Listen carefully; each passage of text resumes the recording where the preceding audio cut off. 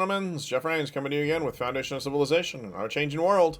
It is that time of week where I do a rundown of the news stories, at least the stories that I find that are most important throughout the week. I do these videos for those of you who want to be informed and know what is happening or what happened without all the bias. The world is a dangerous place, and changing dangers are emerging. If you liked your comfortable ignorance, then this is not the place for you. Just keep scrolling. I'm going to give you the best analysis that I can. Before I get into the news, I want to let you know that I have something that will hopefully help fund this addiction of mine of bringing you the news. As I've noted in the past, I have written a number of books, and I'll put a link in the description for all of them, or all of the ones that I can. One book that I did, well, actually the first book I did was A Twisted Trade, and I've gotten that turned into an audio book. I want to thank my narrator, Jerome Ferguson. I'll give you a description at the end of the video so you can know more about it, and there'll be a link if you are interested in downloading it. Our world runs on energy, so that's where I start. West Texas Intermediate crude ended the week at $58.06. Brent North Sea crude ended the week at $62.56. OPEC baskets ended the week at $64.54. Now, I did a quick check on the oil prices, and it appears that this price point is where manufacturers need oil to be so that they can continue to make money. Some older wells can go down to $33 a barrel, but if it's not a mature well, if it's new, they especially need it to be about $60. Most wells need the current price point or higher. If we see oil prices drop much more below where they are now, we'll start to see disruptions in the oil industry. And the disruptions that we're starting to see in the banking industry are exemplified by the higher prices of gold, higher from the past few years. This week, gold held above $4,000 at $4,065.27. Silver was also high at $50. Not quite as high as it's been, but it's still up there pretty good. A measure of how well people feel about conducting trade, we use the Baltic Exchange Dry Goods Index to view that, and it is actually up a little bit this week. It's on the high end of where it's been lately at $2,275. And then a measure of how well people trust their governments to repay their debts. That is measured in the 10-year bond notes, bond yields, and I'm just giving a sample of some of the biggest economies. The United States 10-year bond yield was at 4.068%. The UK bond yield was at 4.5511%. And the Japanese bond yield was at 1.7876%. Now, part of the other reason why I do this, I just look at those three, is because it's easier to look at those than to mess around and have to put another slide together. They're and the website that I pull the information from, they're all sitting right next to each other. Now, a quick look at the incident map shows where things are happening.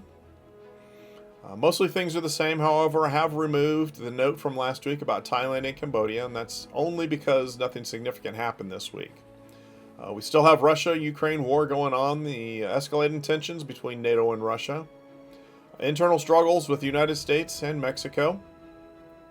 Something new is a growing connection between Afghanistan and Iran.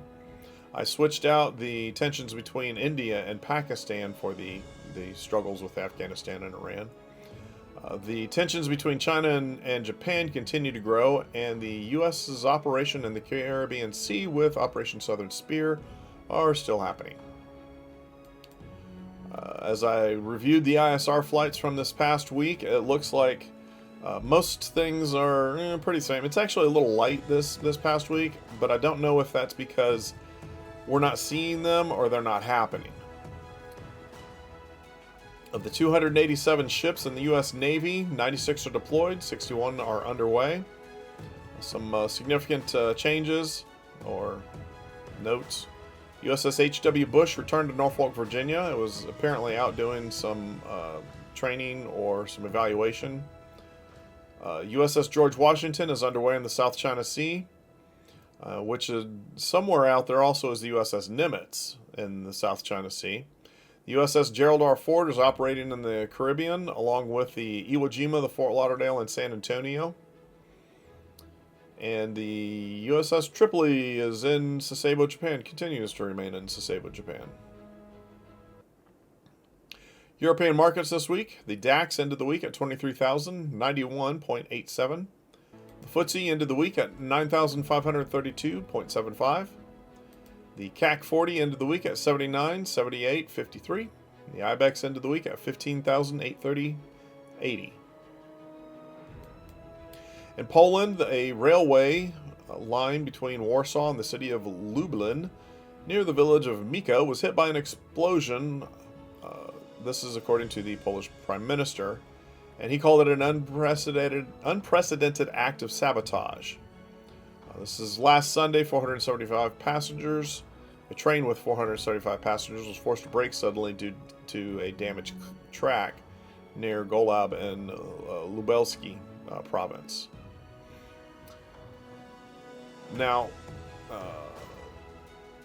everything and I'm quoting a spokesman for the minister coordinating Poland's intelligence services, Jacek Dobrynski. Everything indicates that the incident on the railway, one could even say a terrorist attack, was initiated by intelligence services from the east. They were... The rumor that has been spread, I believe, actually by some of the ministers, is that they were Ukrainians, but they were hired or inspired by Russians. I think we're going to find out more about this in the near future.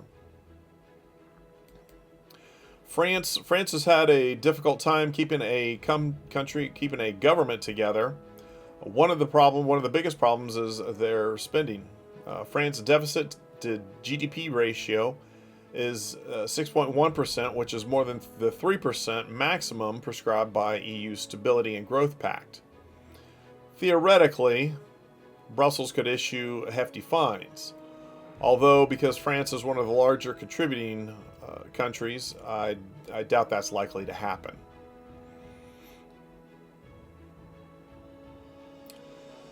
There were 3 people killed and 6 injured in Russian attacks on Kherson Oblast. This was on the 15th, which I believe was last Saturday. The following day, 6 more people were killed, and I believe 35 were injured, including pregnant women, as Russia unleashed a missile and drone attack on Ukraine. Ukraine returned to using ATACMS strikes against Russia, and they were delayed this week. They attacked 2 power stations, and the following day, last Sunday, they attacked a oil refinery and an elite drone unit, and then on Tuesday they attacked 2 power stations. These ATACMS, the interesting thing about them is that they require coordination through satellite and ISR aircraft. Ukraine does not have those capabilities. They don't have a space program, so they have to rely on the West, NATO, or especially the United States, probably the United States. Russia knows this, and so that makes them very anxious, and it makes it interesting when the United States holds peace talks like they did this past week. Once news came out that these talks were being held in secret, the Ukrainian president and many Western leaders in NATO denounced them. They were not happy about what was being discussed, how things were being presented, and what they expected the results would be. The president of Ukraine, current president of Ukraine, he really needs to get something figured out soon, because he has what's called the golden toilet scandal going on right now. Investigators are are looking into a friend of his, Timur Mindich, who has actually fled the country. He co-founded a production company with the Ukrainian president before he was president, and he was the leader of a criminal organization that siphoned off $100 million through Ukraine's state nuclear energy company, Energo Atom. This means that the investigation has reached higher than it ever has in the past, and it's very close to the Ukrainian president. In Russia, a slowing wartime economy is forcing the Kremlin to tap consumers for revenue. The Russian president allowed, this was actually a flex, allowed journalists to enter the recently captured areas of Pokrovsk and Kupiansk. He wanted to show that despite the Western power, NATO's best efforts, that the Russian military were able to grind everything down, and they were able to win these areas, even with the West's advanced technology.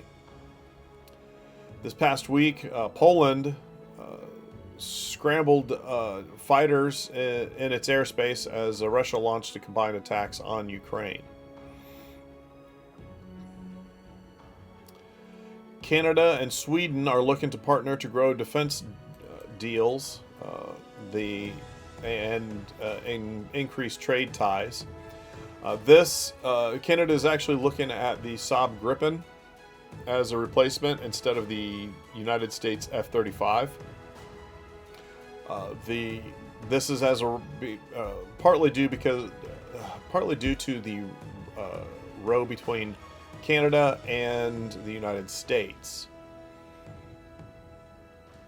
In Romania, thousands of people were protesting. They were marching on the capital against the government's new austerity measures. This was actually about a week and a half ago. A lot of people around the world are rather upset, angry, unhappy about the way things are being run. In the UK, or near the UK, I should say, a Russian spy ship, the Yantar, was sailing close to its territorial waters. The UK's Defense Minister John Healey said the country is ready, but was not saying what the Royal Navy would do if the ship breached its sovereignty. In Asia, the Nikkei index ended the week at 48,660.75. The SSE index ended the week at 3,836.65. The Hang Seng index ended the week at 25,189.41.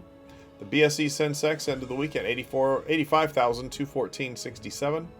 The Nifty 50 ended the week at 26,062.20.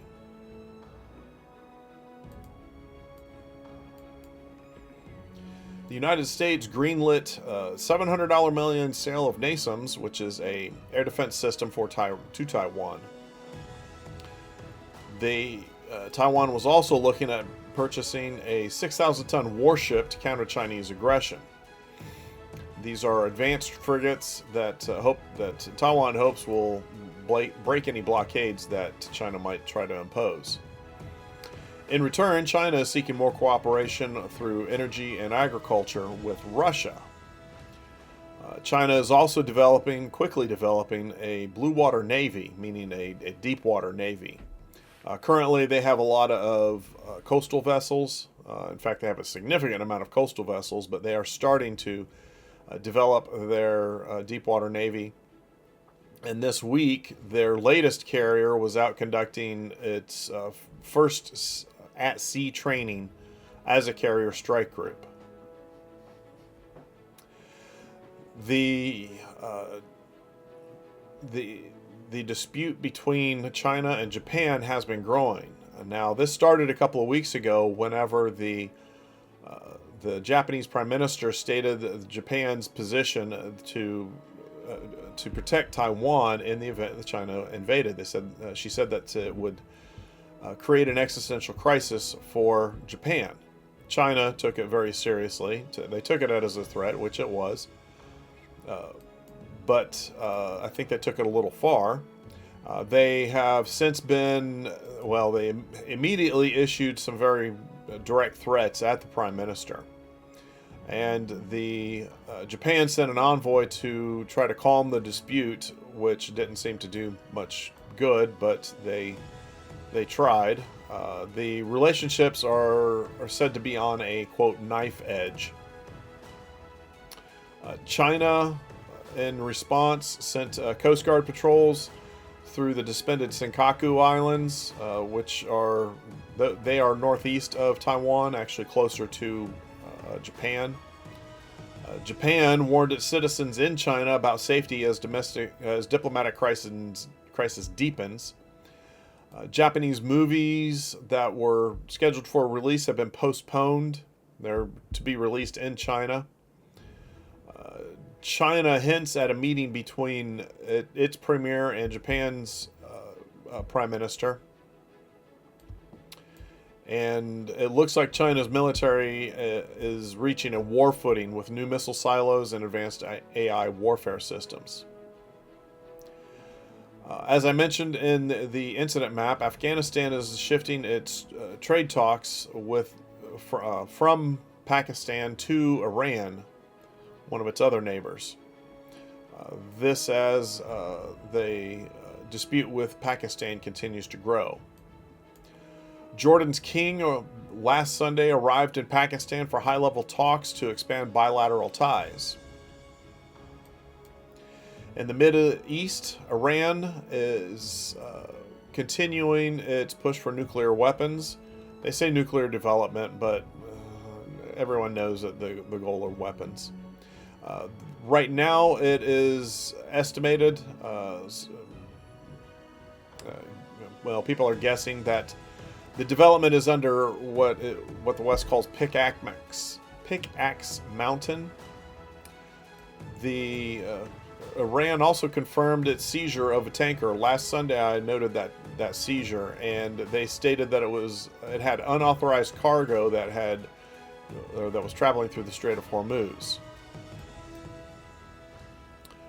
The coalition led by Iraqi PM Soudani comes in first in their elections.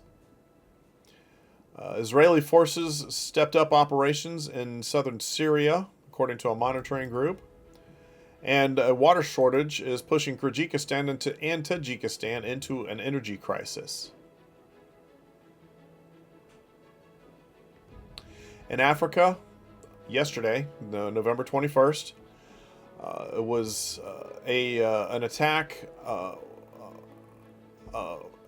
on a school. Saw 303 children kidnapped and 12 teachers.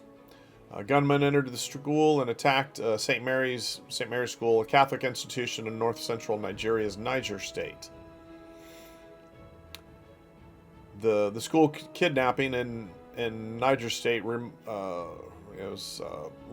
it was a remote area in the Papiri community, happened 4 days after 25 school children were seized in similar circumstances in the neighboring Kebbi State,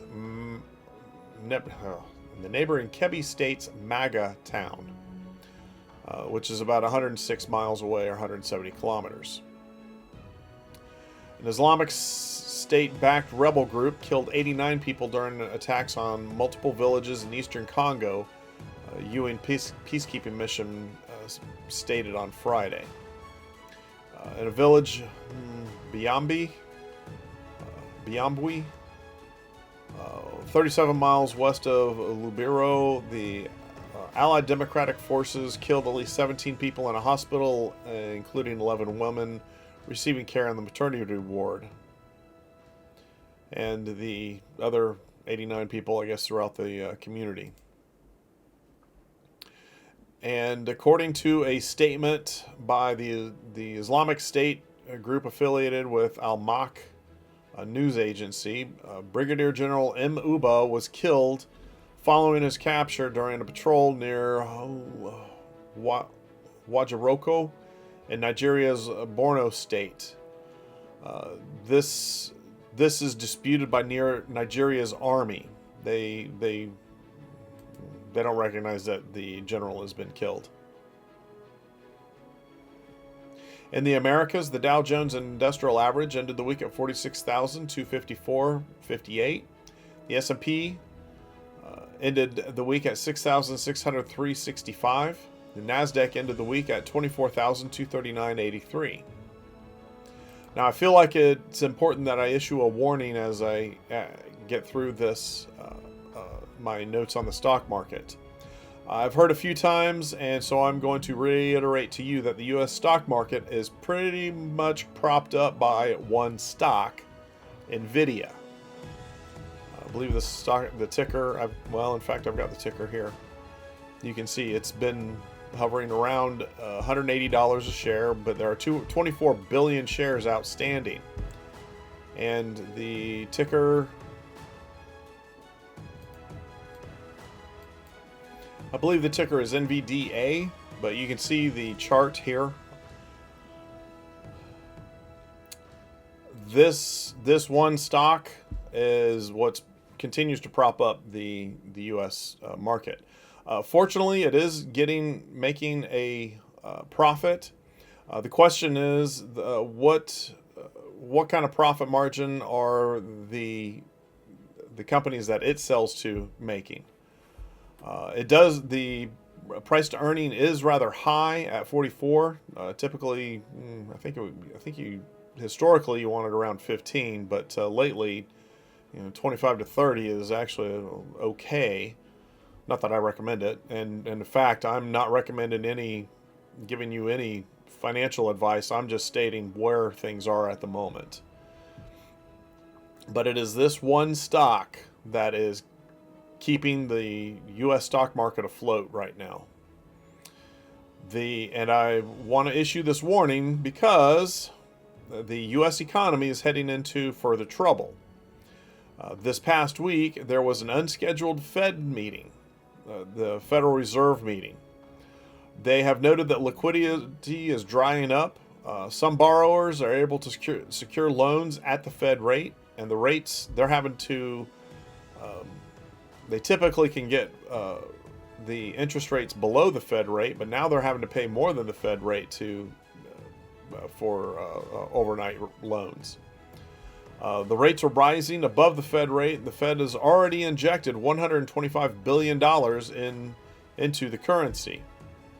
It's what they call the shadow QE, or quantitative easing. It's another way to put currency into the money supply, the Q1 money supply, and that. When they start dumping more money into the currency system, that's when inflation starts to take off. So, be careful. There's trouble ahead. This past week, Ecuador voted about having foreign military bases in its country, and the people voted no. So, the United States can't put another base in another country. The last week I noted that there was a huge fire. Actually, I think I might have done a short on this one, but in Argentina near the capital, a huge fire at a agrochemical facility lit up, and that fire has been contained this week as of last Saturday. This past week, or actually last Sunday, suspected gang members exchanged gunfire with U.S. Marines in Haiti. I'm not sure what the gang members were thinking, because the Marines think that's party time. Thousands took to the streets in Mexico. I noted that last week. And after those people were protesting because they're concerned about the influence of cartels on the Mexican president. Around this time, actually prior to these marches, the U.S. president suggested that they might conduct strikes on cartels in Mexico. Mexico's president firmly refused this proposal, and we will see where that goes in the near future. I'm certain that our intel agencies are doing what they can to find out, find where people are and what they're doing. In fact, the U.S. president has stated that we know where all of the people live and where they sleep at night. Um, this could get interesting in the near future, especially since we have a strike force in the Caribbean, and we've got plenty of forces in the Pacific as well. This past week, actually not this past week, but recently, the parent company of 7-Eleven has said that they are going to close over 400 stores, all of the stores in Canada. And this is telling me that there is a huge economic trouble unfolding. Canada's economy situation is being called into question. The convenience stores are shutting down due to very poor economic conditions. And this is a company that is set up to run on low margins and high turnover. And the business model cannot function in the current economic conditions. So the company has called it quits, and they're going to, currently they have, I believe, over 13,000 stores. They're going to keep the rest of them open in the United States, but between slowing foot traffic, increasing theft, and political and tax pressure, they just can't keep up. They said this is no longer sustainable. We're leaving. The United States has said it will designate a putative Venezuelan drug cartel, allegedly led by the Venezuelan president, as a foreign terrorist organization, as the U.S. administration sent more mixed messages over its crusade against Venezuela's authoritarian leader. Now, mind you, the Venezuelan president, he had a disputed election. The analysis has shown that he only got about 30% of the vote, but he sent his thugs out into the street to shoot anybody who disagreed. This move is to target the already prescribed group, the Cartel de los Soles, Cartel of the Suns. It was announced by the U.S. Secretary of State last Sunday. The U.S. president says U.S. soldiers in Venezuela are on the table. The potential to send U.S. soldiers into Venezuela is on the table. Now, I'm sure that we've got intelligence agents out there. I just don't know. I don't know how much effort he's willing to put into it, but I've noticed that he likes to say stuff, and he likes to shake things up quite a bit. So I don't know how seriously to take this. At the same time, he has also offered to talk to Venezuela's president. So, yeah, what exactly are they trying to do? I don't know. I don't know exactly what the plan is.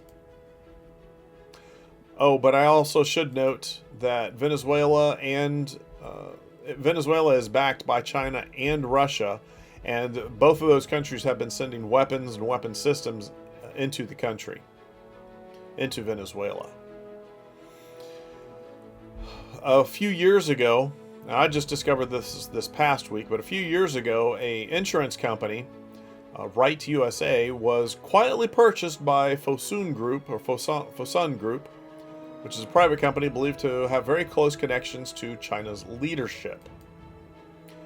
China's been on a tear buying up different things, different agencies and companies, and apparently this insurance agency was one of them. Now, what makes this significant is that Right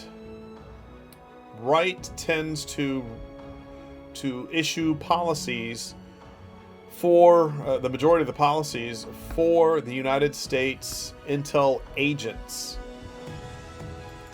That gives Fosun access to a lot of data that we really don't want them to have access to. Although there's officially nothing illegal about the purchase, it's because it's so closely intertwined with Beijing. You're essentially given information to the Chinese intelligence agencies.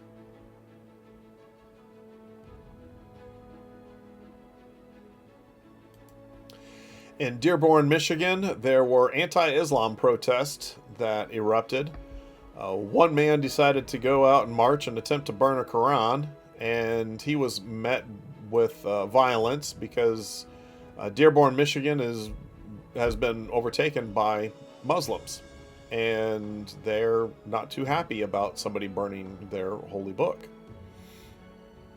This past week, Oklahoma Highway Patrol conducted a number of immigrant stings near the Texas border.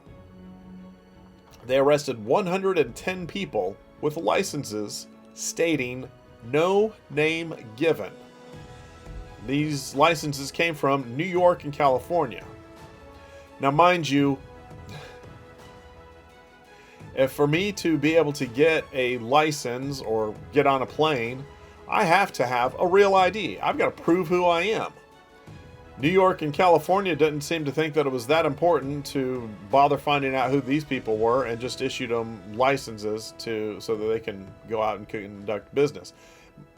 As we are struggling to find people, or to find jobs for people, they're just issuing them out to people who they haven't a clue who they are.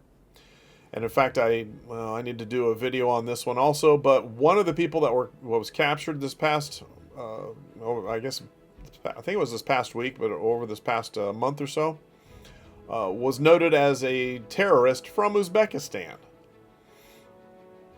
I don't think he was among this group. I think they had to go track this one down. But the absolute mismanagement from the last administration is very frightening. In Portland, they saw 560 immigrants arrested in the past month, and the Broadview mayor issued a civil emergency order amid threats and escalating protest outside the ICE facility. This past week, immigration enforcement operations began in Raleigh, North Carolina, and Charlotte, North Carolina. And Border Patrol in Charlotte, North Carolina arrested 250 people. And this was amidst a number of locals protesting those arrests and trying to stop those arrests. Last week, Congress approved a bill to release the Epstein files that headed to the president's desk, and he signed it within a couple of days. Now, I don't know what the purpose of that bill was, because it wasn't necessary. The president, the Department of Justice, and the FBI works for the Department of Justice. The Department of Justice works for the president. The president could have just issued that directive as he promised during his campaign without any additional legislation. To me, this just seems to be another distraction, a lot of noise without any substance. I'm not sure exactly what to expect. I did see something that I thought was funny. Is we missed an opportunity. They said that they were going to issue the Epstein's client list over 30 days, and the suggestion was making an advent calendar, and we could reveal a new client each day until the last day we find out who the biggest client was in the recent past. I know a lot of people are only concerned about one of his associations. That was about 20 years ago. Associated with that investigation, the U.S. Justice Department is investigating Jeffrey Epstein's alleged ties to Clinton, the Bill and Hillary Clinton, and banks. This is at the behest of the president. In Minneapolis in particular, the Somali community was shaken. And actually, the rest of the country should be shaken, because a number of fraud allegations have been leveled against them. And it has been discovered through an investigation that they were abusing the power of the federal funds. They had gone through, and they knew what to do, what papers to sign, and what to say. so that they could get their children designated as autistic. Well, then the federal government would provide funds for their autistic children. The trouble is that most of the children were either falsely diagnosed or didn't even exist. The biggest problem turns out that this money is being sent back home to Somalia. There are a number of brokers that are able to do that. I forget the title that they call them, but yeah, they send the money home, and the money ends up in the terrorist group Al-Shabaab. In fact, let me see if I can find this statement here. Yes. One confidential source put it that the largest funder of Al-Shabaab is the Minnesota taxpayer.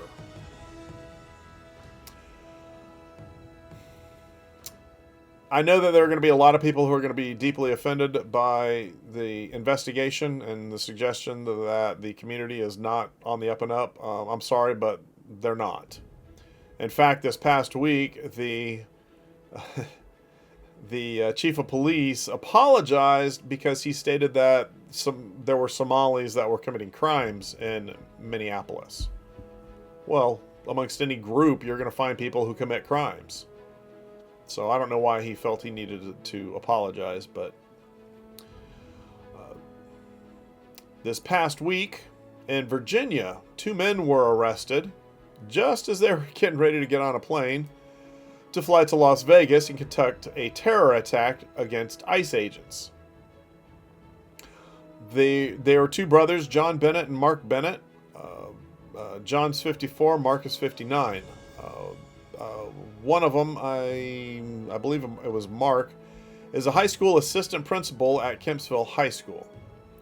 They just happened to be overheard by an off-duty police officer as they were sitting at a diner, which I don't know why they would sit and be foolish enough to discuss their plans to conduct a terror attack, but they were. So here we are. The last thing I want to cover, and I kind of get tired of the political theater, but I know it's going to happen all the time. So earlier this week, in fact, I believe it was Monday, maybe Tuesday, 6 Democrats put together a video, and they were all former military intelligence officers, and they were encouraging members of the military and intel community to disobey what they called illegal orders. Trouble is, they didn't state what orders were illegal. They did not. The video is only to sow doubt and division amongst our military and intel communities. As expected, a huge row was erupted between them and the U.S. president, who, personally, I think he overstated it, but he suggested that they were guilty of sedition and should be executed. Actually, what he stated was that they were guilty of sedition, which the punishment is death. I don't think I would have gone that far, but I would have given them a very stern warning. This is not something that you can do, especially with people that are in the Senate and in Congress. You don't want your military divided. That you don't need to distract them. They know. They can recognize a legal and illegal order. It's the politicians who like to sow the discord so that they can gain power. This is not the way that we want things to run. And in retaliation, several Republican veterans have also released a video, and they're encouraging military members to maintain their oath of office and follow the orders of their leaders. I'm afraid that things could get very dicey here in the near future. I think we could see a significant increase in violence. I hope that you guys are paying attention and preparing for the struggles that are ahead. To me, it looks like we're going to have some financial struggles after the first of the year, and I believe we're going to continue to have some violence struggles. I know that I have seen several shootings this past week. I don't believe I caught any stabbing attacks in Europe or in the United States. There might have been. We did have have a lady that was lit on fire in, I believe it was Philadelphia. Those kinds of things are going to happen. I just hope that you guys are prepared. You're paying attention to what's going on around you, and you're, ready to, take care of yourselves and others. Much love to everybody. Hope that you're doing well, and I look forward to talking to you again. Please like, share, and subscribe. Jeff Rains, Foundation of Civilization. Thanks. Bye. Now that is going to wrap up everything that I have for you this week. So the last thing I want to do is go into the description of my audio book. The book's name is A Twisted Trade. The small kingdom of Kamenda has ventured into the slave trade. The king looks to his most trusted advisor, Chimzei, to manage the rival tribesmen captured from the local countryside. As an entrepreneurial man, the king sees the wealth of his European contacts and realizes the potential of the trade. He seeks to increase his wealth and expand his kingdom. Charging Chimzei with a mission, he dutifully follows the slave trade to the New World. What he finds makes him doubt his mission. The deeper he goes, the clearer the picture becomes. Cloaked in secrets, the reality of slavery is a legacy of violence, terror, and families torn apart. Can Chimzei resist the lure of money and power to stand up to for the people? Can he convince others to give up the trade? What would you risk to be on the right side of history?